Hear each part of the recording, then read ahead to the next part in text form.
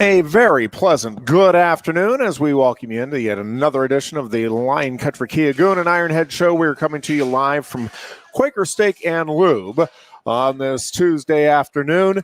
And to be honest with you, Goon, I've been so busy. I know the Penguins have the Islanders in the first round. What's the matchup there for the Flyers? I just have been so busy, I haven't been able to keep track of all of these first-round matchups. They're playing the Pirates, buddy. They're playing the Pirates, all right?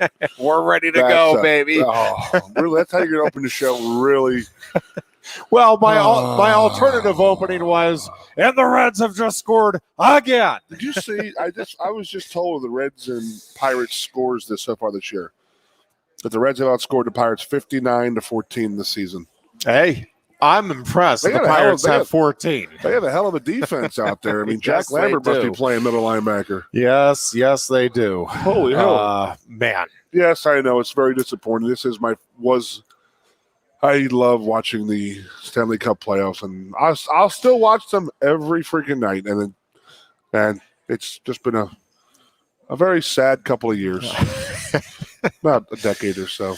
Because I was 3 when the last one, so I don't remember the 74, 75. Obviously, I don't remember 76. I don't remember 80. I remember Pelle Lindbergh was my first, and the Flyers have lost 6 Stanley Cup Finals.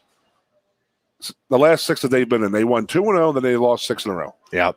That's insane. And every time they've run into like complete dynasties, if you want me to go through them, I will. It was the Montreal Canadiens in 1976, the Islanders in 80, and in 83, 85, 87 was the Edmonton Oilers, and then there was the Detroit Red Wings, and then there was the Chicago Blackhawks. And the thing is, the Oilers were a bunch of no-names. Yeah. Nobody on that team that anybody ever heard of. Just amazing that they were able to come together. I have often said I would love your opinion on this. Yeah. You as an opinionated person that you are. I very rarely personally believe that Edmonton Oilers organization, what they built in the late 70s and early 80s, was possibly the greatest job ever of creating a team from draft. They didn't have any free agents and this and that. In the NHL? Think about it. You could put it up with the Steelers in the 70s. I was going to say, I would say the Steelers would at least be in I would. That's the only comparison I could probably have for you. The 49ers back in the early 80s with Montana and like guys that were 4th, 5th, 6th rounders who were just stars. But the amount of absolute star power on Edmonton Oilers in the early 80s, it's insane. Amazing. No, it was. It's absolutely insane. And you are right. I will give you the dab. I'll give you the back slap. The Steelers of the 70s were very, very similar. If not, that would be the only team. Maybe the Packers of Lombardi back in the mid 60s. But a lot of those guys were there when he got there, type of thing. But what the Oilers did was just amazing. Yeah, drafting all those players. Yeah, I'm just trying to think over the. Messier, Gretzky. You got Paul Coffey out there, Grant Fuhr, Esa Tikkanen, Jari Kurri. You got guys there's Keith Acton and Craig McTavish were complete just role players out there who go and all in to be successful in other places. Just an unbelievable. Paul Coffey reinvented. He was. You could say he was Bobby Orr 2.0. But I don't remember much of Bobby Orr, but he was definitely that offensive defenseman in great times with you guys in the Steelers. With the Penguins and stuff. Yeah, no doubt. Then he goes to the Flyers. Of course, he goes to the Flyers when he's already about 7 years past his prime. So that's what they do. Yeah, but from what they did, I've always respected it. Messier and Gretzky alone, just those two would be like Crosby and Malkin, but they had 4 or 5, 6 other big dogs like that too. Was it Ken Anderson, Jari Kurri, Esa Tikkanen? I was my favorite. He was a dirty SOB. It was great. He was Dr. Hook out there from Slapshot. Yes, he was. The Stanley Cup playoffs will be getting underway, and it will be, as always, it's just fun to sit back and watch. Predictions are on this show in particular, always meaningless, but in the NHL, in general, you really don't have any idea how this thing is going to play out until it actually gets going. We've seen teams that have been red hot down the stretch, like the Penguins are this year, get ousted right away. We've seen teams that have struggled down the stretch go on to win the cup. So much of it is matchups, health, and always goaltending. Sure. But I do like the spot the Penguins are in. It feels like this is a team that can make a real run at it this year. But I thought the same thing last year and was very wrong. I do. There is a different feeling, I will say, just from a chemistry standpoint with the Penguins this year. It just feels like this is a team that is kind of all in. They've all bought into the system, to what they're trying to do, to understanding their roles. Obviously a lot of offensive firepower, and they have not been reliant on those first couple of lines. I mean, they've been getting tremendous production from the third and fourth lines, and those are the things that if that carries over into the playoffs, usually bode well for a team trying to make a deep run. And certainly, again, I like the depth on that Penguins team. But again, we've just seen so many strange things happen over the years. And in hockey, especially, I think now, there really is not much difference between not just the playoff teams. I mean, the teams outside of the playoffs, right, are all capable of beating the teams that are in there on a given night. And I just think it will be, again, you get a hot goaltender and all of a sudden you sneak a game or two away, and that's the difference in a series right there. So, well, not the first two rounds, but I mean, think about it. You've played the same 7 teams 56 times, and you're going to play the same 2 teams, up maybe even 14 more times. So, yeah, I mean, that's where it's going to get really interesting, is seeing the Canadian teams, the Southern teams, and the West teams go against them, because you sort of get a feel for a team when you play them once or twice a year. I mean, you have 0 games against them. I mean, honestly, to be 100% truthful, how good we know the Penguins are. I mean, they played the same 7 teams. They could be the best 7 in the league, and maybe the Penguins are that much better or that great. And it's a very interesting year, very, very interesting year. And we don't know. It's all about the goalie, as we've always said. Yeah. But you don't know. You haven't seen some of these goalies play. You haven't seen them play in maybe 2 years. I mean, that goes into a lot. You play against a guy long enough, they're what they do and how they play the game, and what you can get away with, what you can't get away with. But some of these teams, I mean, the Penguins haven't played anybody in the West since well over a year, since they got shut down last year. So to think about that is crazy and going to be awesome. Yeah, and it adds to the intrigue. I mean, it almost has that feel that the World Series used to, where it's like, well, I have no idea how these 2 teams are going to match up, because we never saw. Not only did we not see them play each other, we never saw teams from their division or even their league play against the other. So you're right to that degree. We truly have no idea what to expect once everything. I did like the World Series here. when you watch an American League pitcher have to bat. Seeing Roger Clemens up there with a bat in his hand, and he didn't seem so tough on the mound when he was getting the ball thrown at him at 92 miles an hour. Yeah, NFL schedules get released tomorrow night, right? Tomorrow night, and we'll see. It is. I always fun. like that when it's released, because all of the media and fans, it's, well, there's 10 sure wins, there's 5 sure, as if you have any idea what you're talking about. Because again, inevitably, the Steelers will lose a game that they should not lose.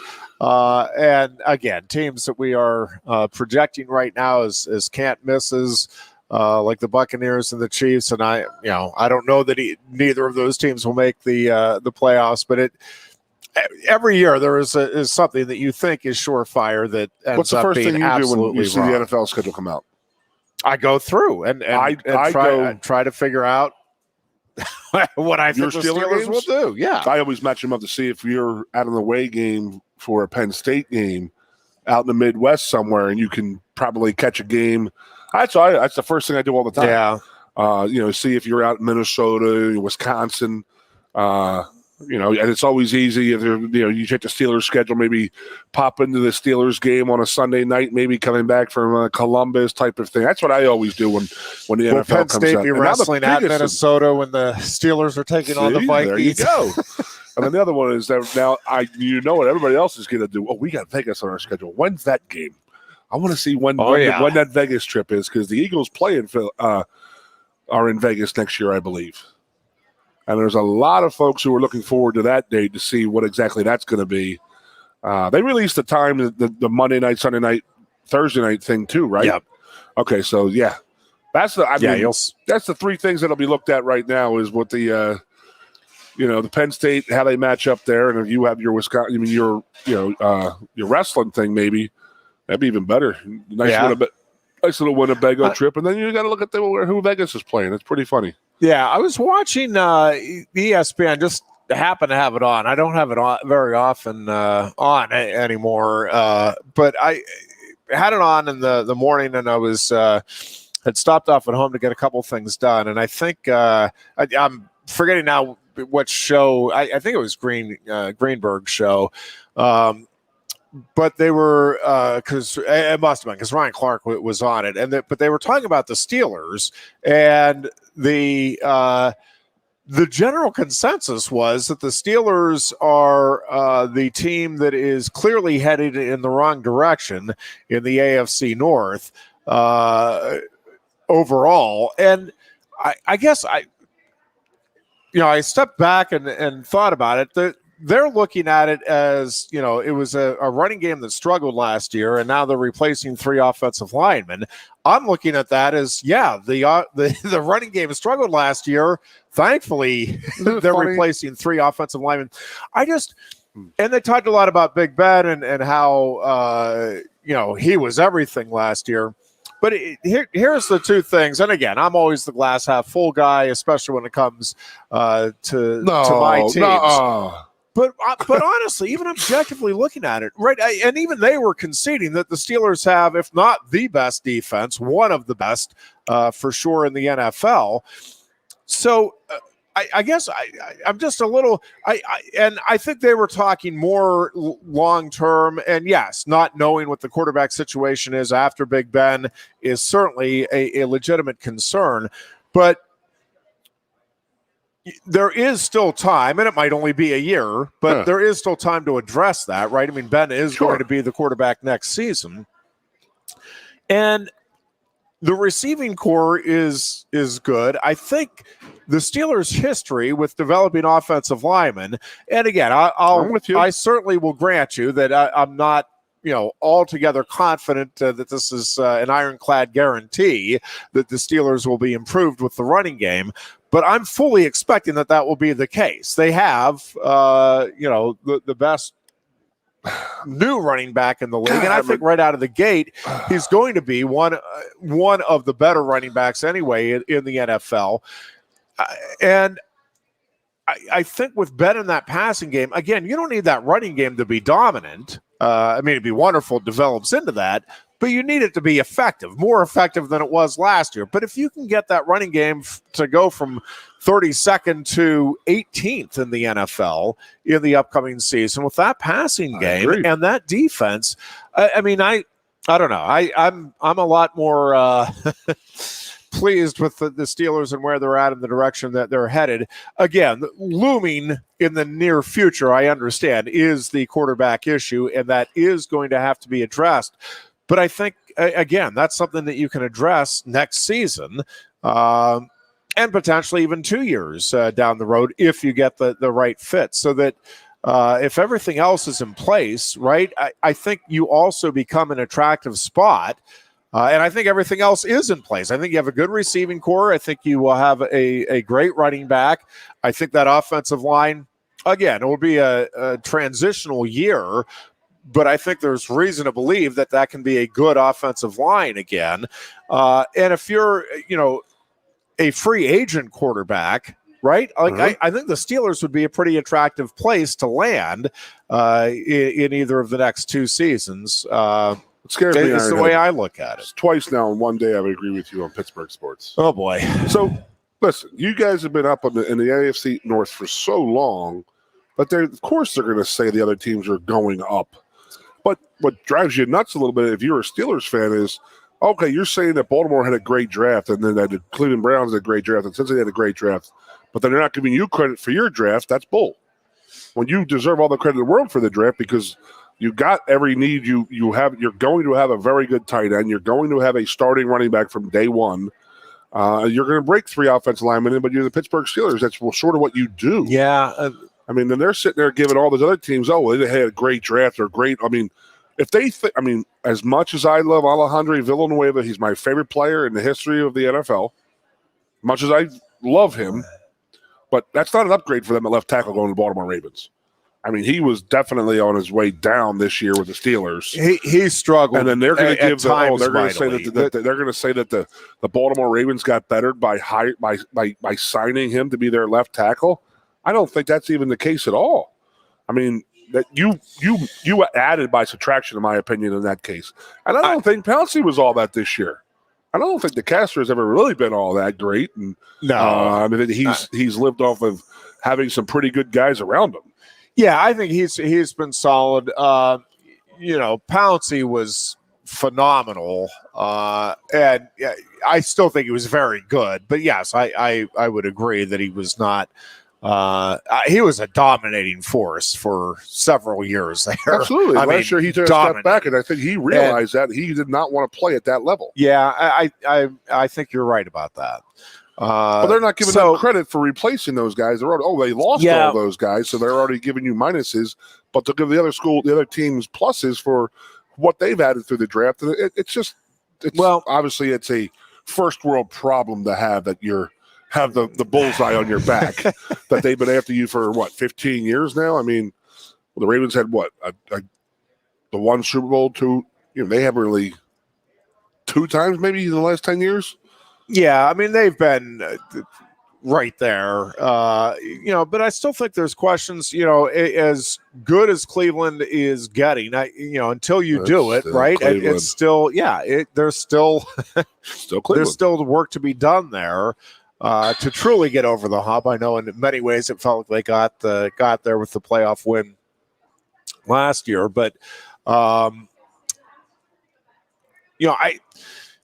so much of it still is going to come down to quarterback play. And for as good as Lamar Jackson is, I think as a Steelers fan, you're still more than comfortable with Big Ben and the production that he gave you last year. And I think that they have given him more help here, right? Well, I mean, there's no thinking. I mean, that's what this draft was designed to do, is to try to make sure they were giving him help. So if he has a similar season to last year, I don't mean in terms of numbers, I just mean in terms of effectiveness, then again, I think the Steelers are at least going to be right there in contention in what will be a very good AFC, I think, again. And obviously the Chiefs will, going into the season, once again be the favorites and headline. I think it's that conference. One-horse race right now, man. I mean, watching that draft last week, and then I don't know who said it, but they said, who is going to crack the starting lineup for the Tampa Bay Bucks? I mean, that's a crazy thought. Yeah, you're going to have your 7 draft picks. You don't know if any of them are going to crack the starting lineup. Yeah. That's a hell of a team that they've made in 1 year. Yeah. I mean, they were pretty much loaded. I mean, Tom Brady he knew what he was doing and where he was going. There's no doubt. Yeah, let me just pause at this because they were discussing on I think that Greenberg show too the possibility.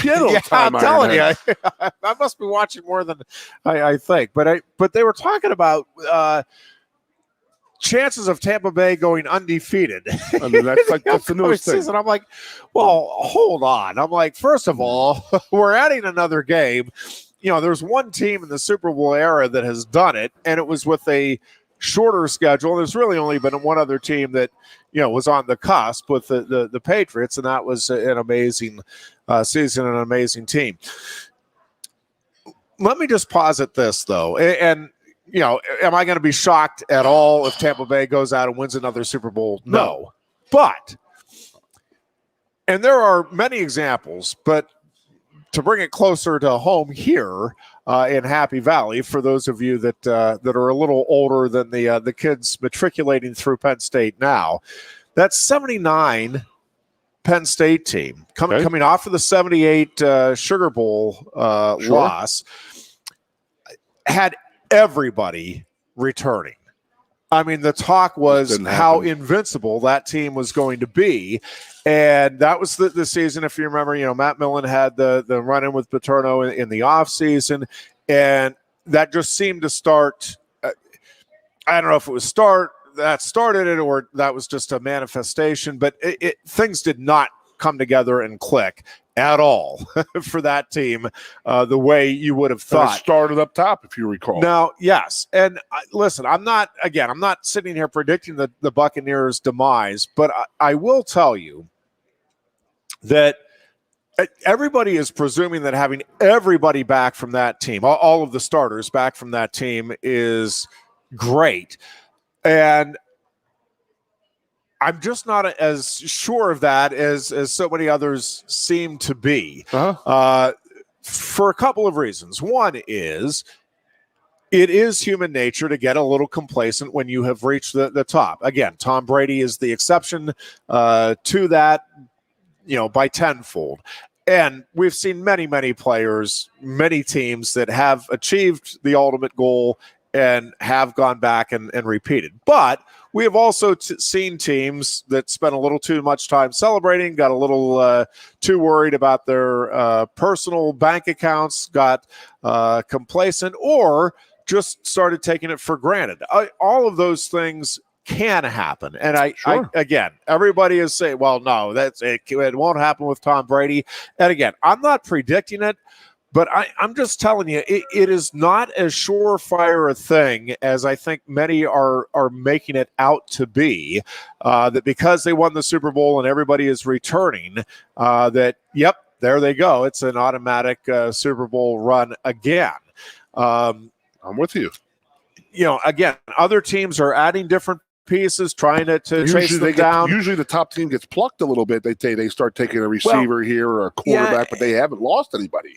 But the chemistry is never the same with and I mean, even if you keep it exactly the same. I mean, again, that 78-79 team for Penn State's an example. And obviously there was some turnover, but every season is different, and there are all kinds of different components that go into it. And again, I'm expecting Tampa Bay to be very good. It would not shock me if they win the Super Bowl again. But I'm also not going to be shocked if things don't go as swimmingly. I'd be very surprised if they didn't make the playoffs. Again, I'm not expecting them to fall apart here. Sure. But I'm just not sure that they're going to be quite as dominant as many are making it out to be at this point. I just think, injuries obviously always play a role.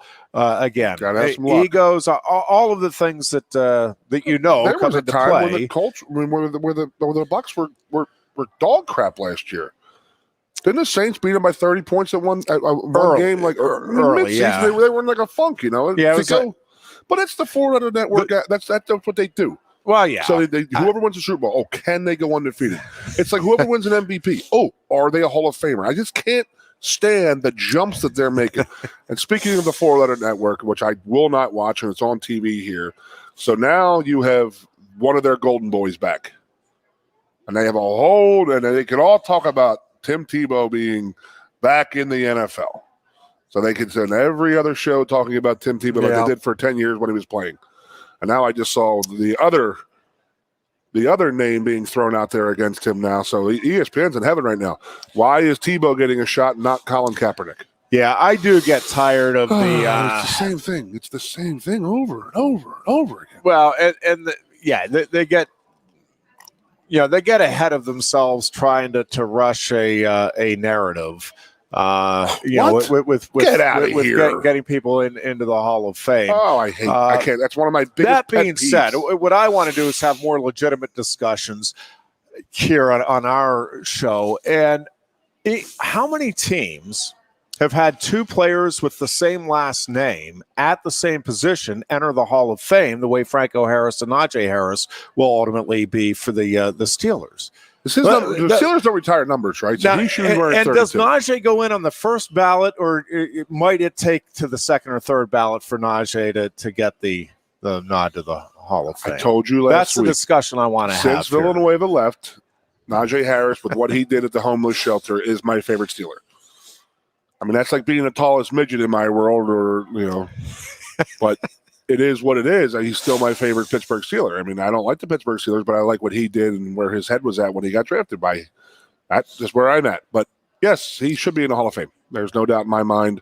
And there are a lot of organizations, right, that have two players with the same last name at the same position in the Hall of Fame. I don't even know. I mean, I can't even. I mean, oh wow. Is he wearing what did he wear in college? 26, I think. Who, Najee? Yeah, 28 maybe. 20. I wonder what he's wearing the Steelers. Yeah, I don't even know. We'll take a timeout here, and we will be back with more of the Lion Country Kia Goon and Ironhead show right after this.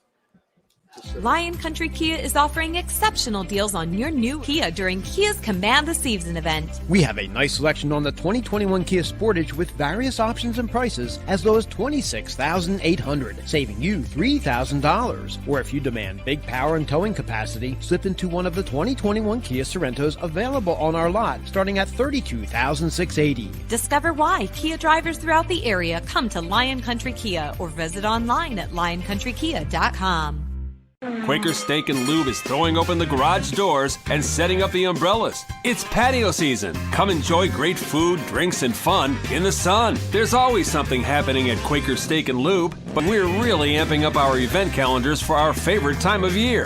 Visit thelube.com to find out what's happening at your local lube this season. Lunch, happy hour, dinner, or late night, indoors or outside, at Quaker Steak and Lube, you'll always find big flavors, friendly faces, and lots of fun. I'm here with Keith Goon Conlon, and you've got a little trip you're cooking up for August. Tell us about it. So we got 4 or 5 ex-football players, Shane Conlon, myself, Troy Drayton, Justin Kirpakis, and Mike Maudie.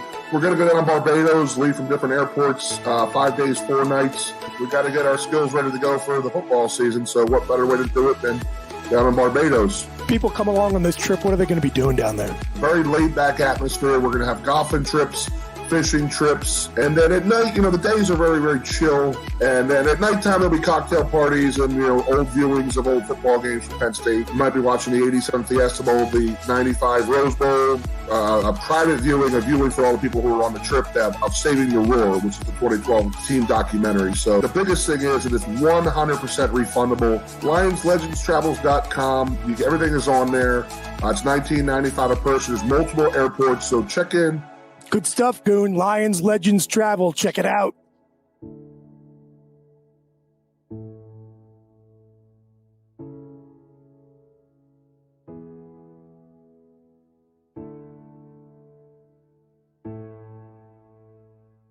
He's not getting that car in there. No, sir. Hey, look at these two troublemakers. Johnny, how are you? Wicked car, is that new? Yeah, it's a Sonata. Let me park it. Oh, you're not fitting your car in there. Chris, stop being a smarty pants, all right? Look who's got Smart Park. Even Bruiser can park it. Just hit the clicker. I can park it anywhere. Beaver Stadium? Parked it. Even the Jordan Center? Parked it. Even Medlar Field? Even Bruiser parked it. Hey, you can't park there. He's got Smart Park! Wicked smart. Blaze Alexander Hyundai. It's wicked smart. And we welcome you back into the Lion Country Kia Goon and Ironhead show on this Tuesday as we hurtle toward summer. The Pirates are starting to nestle in comfortably where they rightfully belong. I did not even watch any of that Reds game. Saw the score and was grateful. I was not subjecting myself to that. It is just so the Phillies set a record the other day. Yeah, 3 blown saves in one game. Did not know that. I don't know if that's a record, but it's a record in my book. I could not believe what I was watching. I was watching it on my phone, just following it online, and I'm like, all right. You're up 4-3. Okay, they gave up 4-4 up. Oh, they're up 7-4.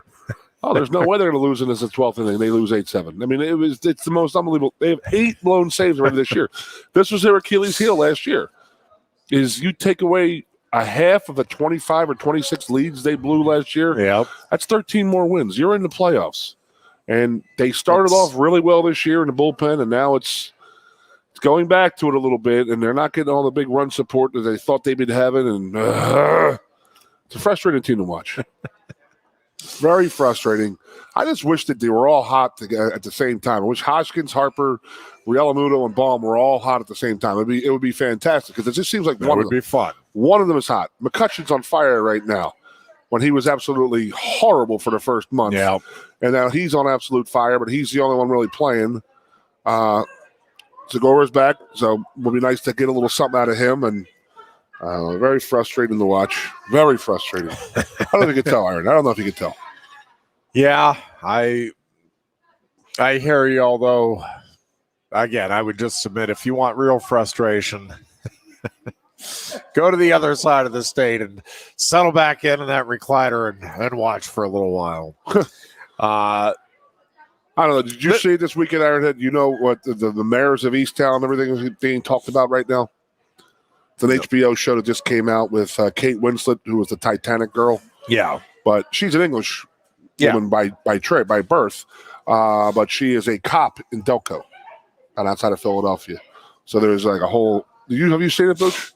And SNL did a spoof on it this weekend about that Philadelphia. They especially the Delaware County accent. It's absolutely horrendous, but it was absolutely spot on, funny as hell.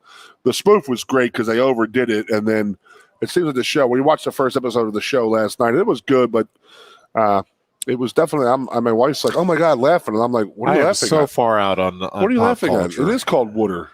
It's water. WOODER. It's a crick, not a creek. It's a crick. But it was just funny. I had to go to a funeral down in Delaware County yesterday for my uncle, and we were all laughing about it amongst my brothers and sisters because, you hear the Hoagies and you hear Wah Wah and Schuylkill and Conshohocken, a really tough, hardcore Philadelphia accent. So there's a whole TV show of it now. You have an English woman who, reading the stories is really funny. She's like, I just read the stories about this place called Wah Wah. And I just thought it was like bigger than life. And I went there and it's amazing. And it's like, yeah, well, it's pretty freaking funny. I'm completely out of it. Yeah, you'll get there, Ironhead. You'll watch it. It's doubtful. You'll binge watch it 7-8 years from now. The next pandemic, maybe you'll get to it. It's possible. You starting T-ball this year for Reg?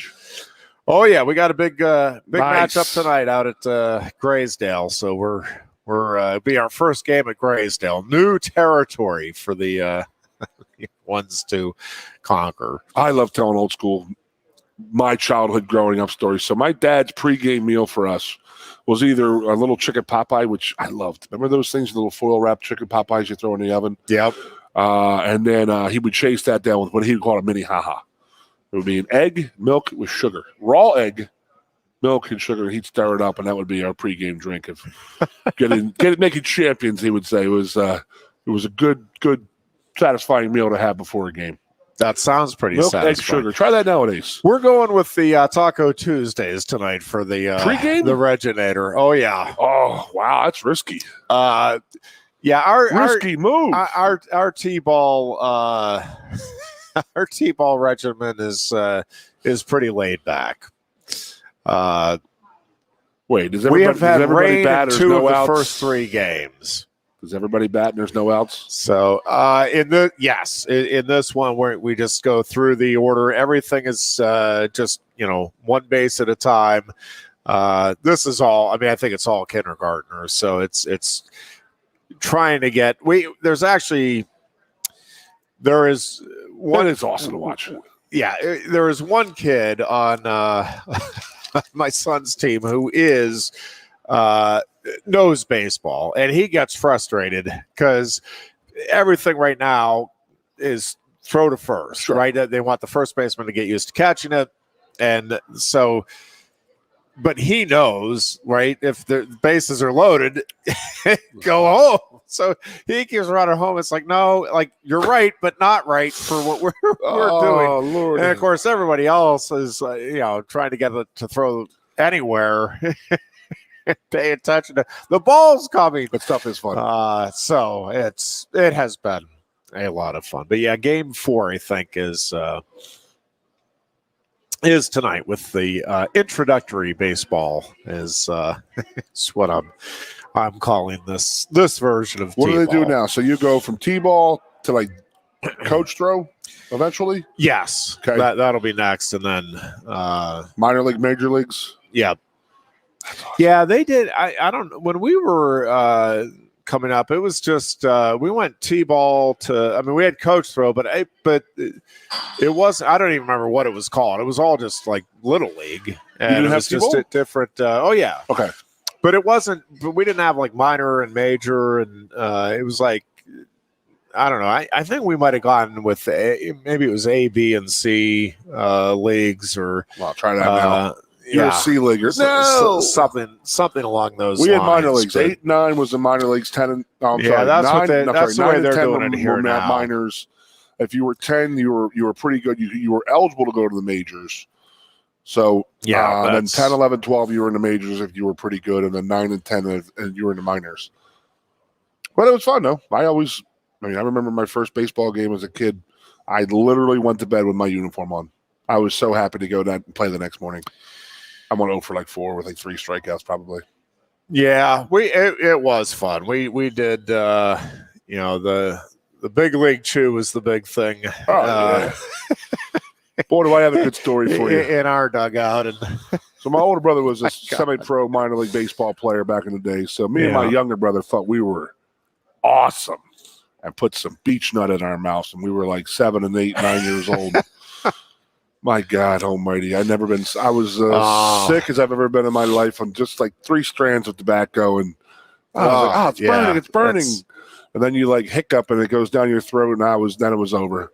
And my mom just sat there and laughed, like looking at us like, you're an idiot.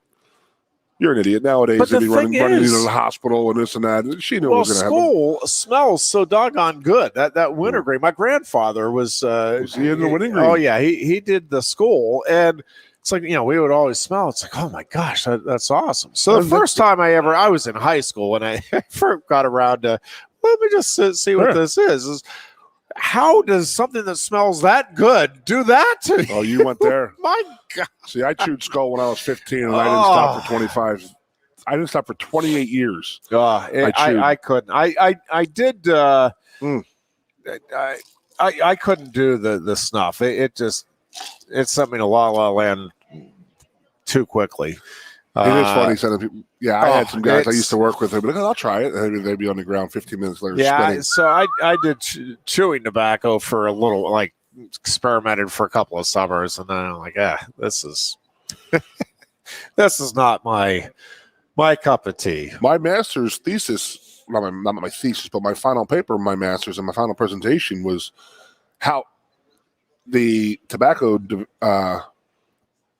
companies were making those things. I mean, the evergreen, mint, was it evergreen? Was wintergreen, mint, and straight were the 3 main, skull ones. And then by the time I was going through and get my master's degree, they had vanilla, they had peach, they had spearmint. I mean, all these tastes that they're not this harsh tobacco product on your, as a child, and you smell them. Like you just said, they smelled so good that you would try them. And if they get 50% of people, doing it again, I mean, then they won.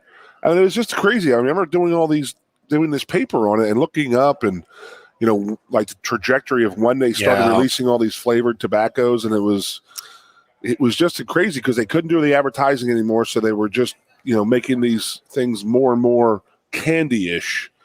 And it was just crazy when I wrote this paper and did this presentation on it. So yeah, it was pretty bad. I chewed peach for the last 5 years. I dipped, and then I just got sick of it one day, and I just stopped.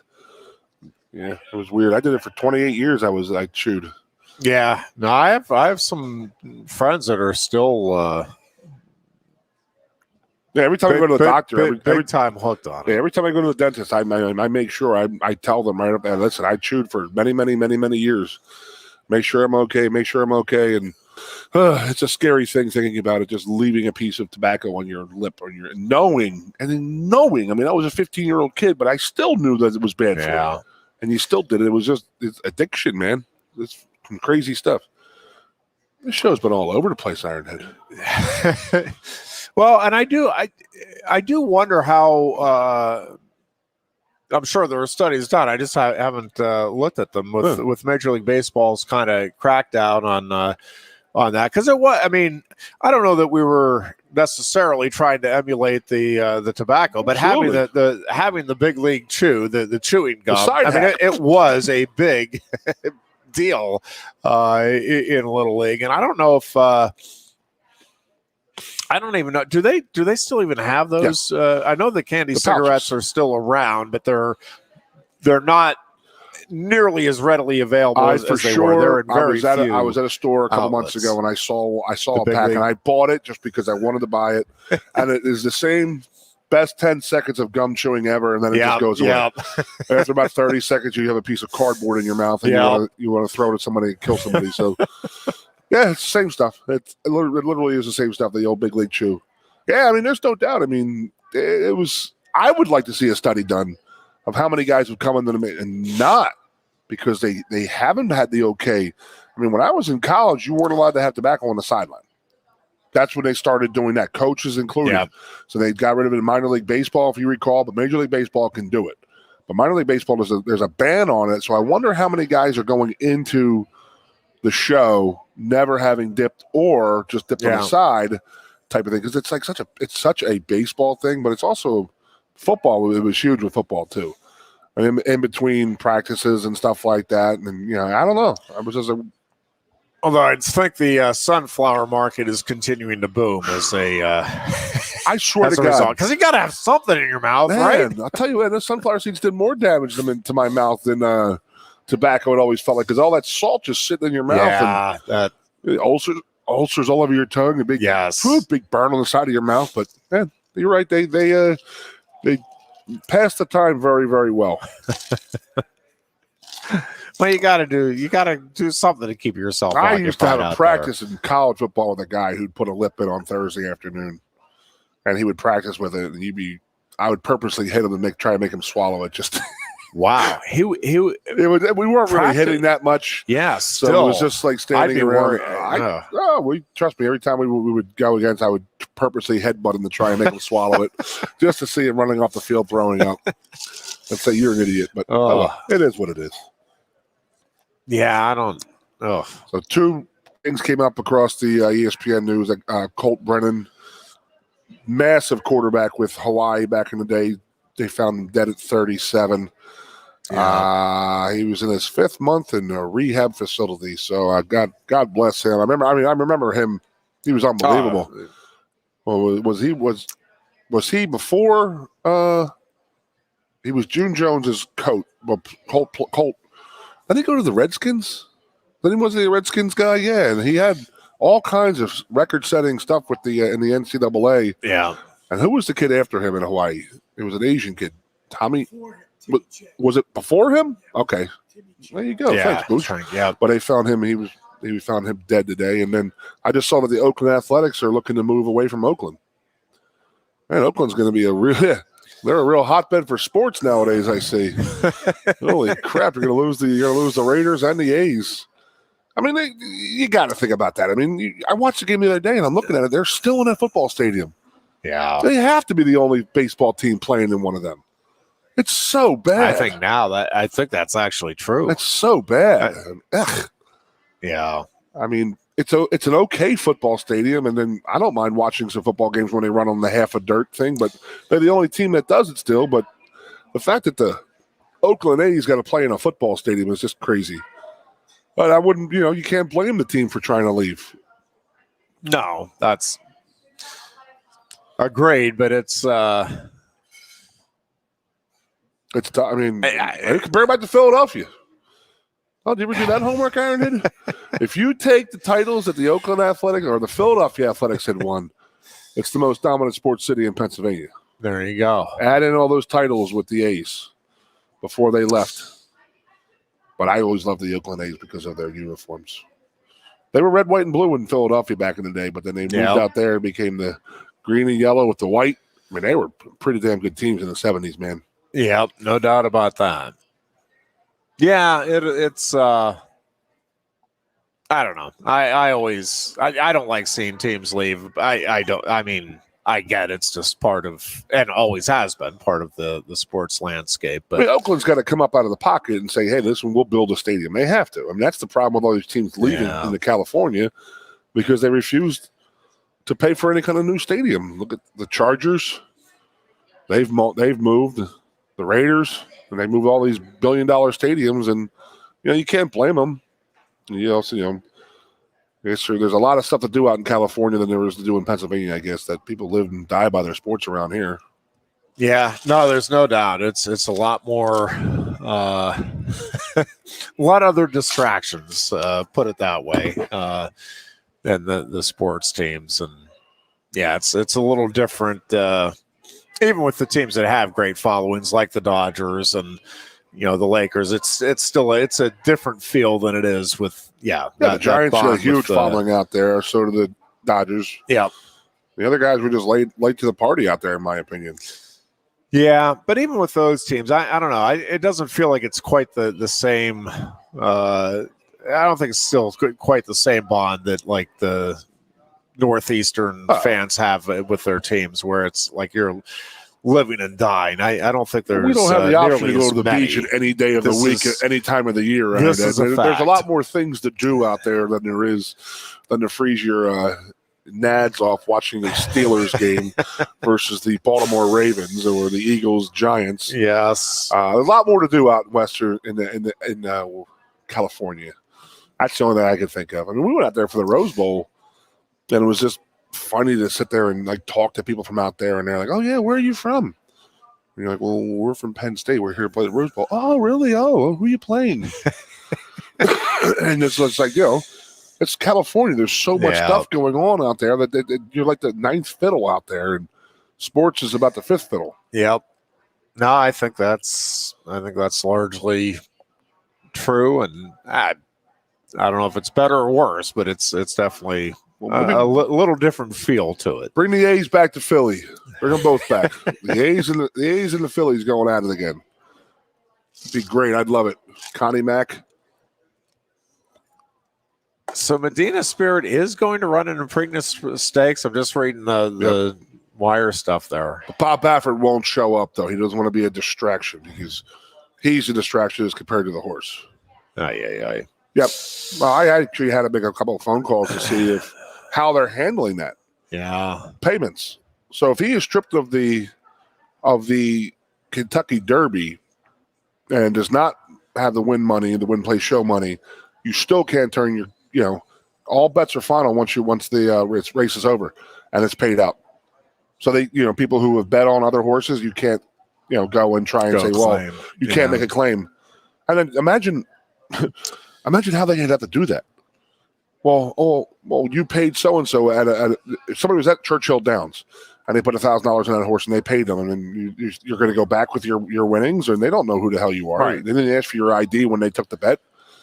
So I don't know. It's really crazy to think about. And now it's 2 days. Now I've heard two different stories. I heard that the horse was given something illegal by accident, and they may have eaten something by accident, and who the hell even knows?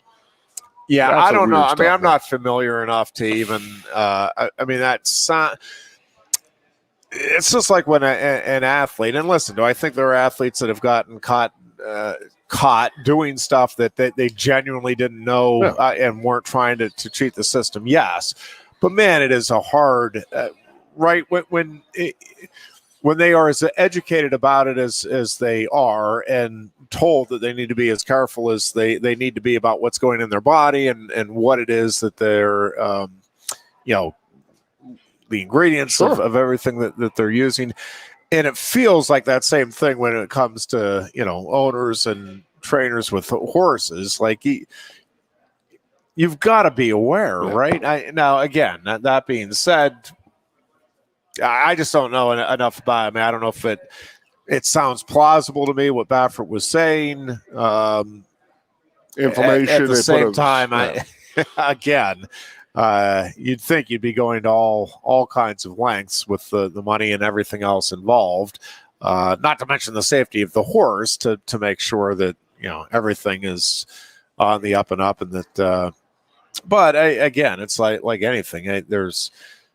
There are limits to what you can do to make sure everything is on the up and up. And at some point, you're having to trust, whoever's giving you the, food or medicines or whatever. That hey, I need you to make sure you're giving me what is. I mean, you can't be testing each and every pellet that comes out and. That you're putting in. So I'm not familiar enough with it. It's to know whether or not it's. I had a class in during my master's degree. We had a guy who came in who was an Olympic drug tester, I guess you would say, and how the drug test works. And he was like, if they don't have a sample of the steroid that they're looking for, like if you're taking a steroid, right, and they don't have a sample of that, they're not going to catch you. So if you like the whole Barry Bonds thing with the whole, the lotions and the creams, right? If you're one step ahead of the posse at all times, which you can they be always are. Exactly. But until somebody gave them one of the creams and one of the lotions or whatever they were, the creams and lotions and solids or something they were doing, the drips on his tongue and then the lotion, until they actually had a sample of that, they could not test for it. And this guy was trying to explain to us that, like, how Greg LeMond had gotten away with it not Greg LeMond, Lance Armstrong with the dope. Greg LeMond, I don't know where that came from. Yep. Where Armstrong has been ahead of the game for so long is because they had never had a sample until one of his teammates turned against him and turned a vial in to the Olympic Doping Committee, and then they bang him out right then and there, like, this is illegal. And then he tested positive for it, and that's how they could do it. But there's a very interesting class I had, and the guy was explaining to us how not easy, but if you have technology that's far superior to what they have, and he was saying at that time, they were in kindergarten and the other people were in master's degrees. Yeah. And he says, you don't even know what the Chinese and the Russians were doing for decades, even to now, how far they are ahead in the doping industry.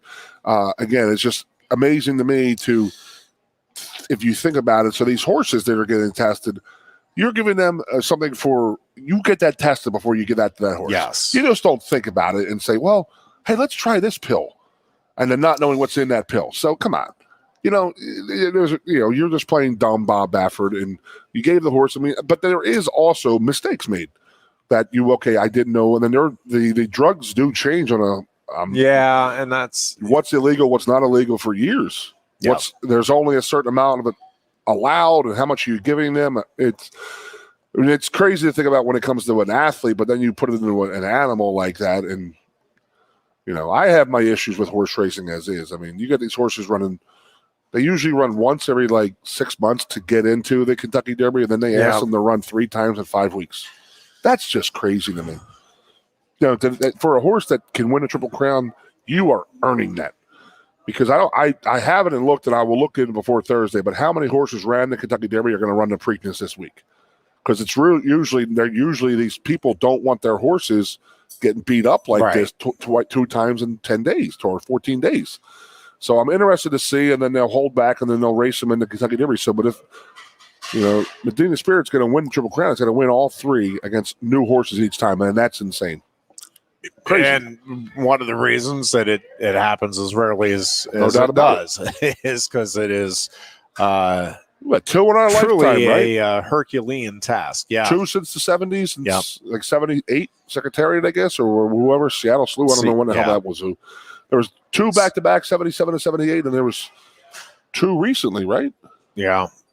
It's been I don't know. And that is also sometimes kind of just a fluky thing too, right? Like part of it is everything lining up right, the track conditions, obviously you have to have a great horse, but there is luck that factors in there for sure, as well as part of that equation. One other thing just I wanted to touch on before we wrap up and head toward Thursday's show. How confident are you? Because I'm getting pretty confident, and that always makes me nervous. I think we're going to have full capacity at Beaver Stadium and across and not just here. I really do. Especially you. You can't say that. No, I'm telling you, because I just we're heading in the right direction, and the fact that we're going to have more and more people vaccinated, whether or not we get to whatever percentages anybody that wants to be vaccinated by the fall, truthfully, anybody that wants to be vaccinated by the end of this month is going to be vaccinated. And so to me, there is no legitimate reason for Beaver Stadium or any other sports stadium to not be filled. And especially the outdoor facilities, right? I mean, the football stadiums, I think it might be a little more debatable, although, again, we're going to have another few months before we head to the indoor arenas on a consistent basis. To me, there's just no reason to not be opening everything up. And again, it feels like that is what's going to happen. Exactly what you just said. Yes, we are trending towards getting 100% at Beaver Stadium. I mean, they're saying the mitigation ends May 31st, and that gives you a whole, good 4 months to get ready for the season. And I think that it'll be a done deal, in my opinion. Now, when they make that announcement, who knows? Yeah. Because then Penn State needs to know, because they need to sell tickets. You just can't declare it on game week. You know what I mean? Yeah. I think the Big Ten, the NCAA and the Big Ten, who'll get it right at all times. Get it right every time. We'll come out sooner rather than later and get this the announcement made, and obviously it'll be pending state protocols and all that. But again, there's no reason for any stadium to not be filled or have the opportunity to be filled in the fall. Plenty of reasons for like Pitt Stadium to not be filled, but they'll have their highest attendance year of all time. 1,500 at a game next year, I heard, for Pitt. Yeah, very impressive. Folks, that's going to wrap it up for today. We hope that you join us again on Thursday. Until then, be good and be safe. Lion Country Kia is offering exceptional deals on your new Kia during Kia's Command the Season event. We have a nice selection on the 2021 Kia Sportage with various options and prices as low as $26,800, saving you $3,000. Or if you demand big power and towing capacity, slip into one of the 2021 Kia Sorrentos available on our lot, starting at $32,680. Discover why Kia drivers throughout the area come to Lion Country Kia or visit online at lioncountrykia.com. Quaker Steak and Lube is throwing open the garage doors and setting up the umbrellas. It's patio season. Come enjoy great food, drinks, and fun in the sun. There's always something happening at Quaker Steak and Lube, but we're really amping up our event calendars for our favorite time of year. Visit thelube.com to find out what's happening at your local lube this season. Lunch, happy hour, dinner, or late night, indoors or outside, at Quaker Steak and Lube, you'll always find big flavors, friendly faces, and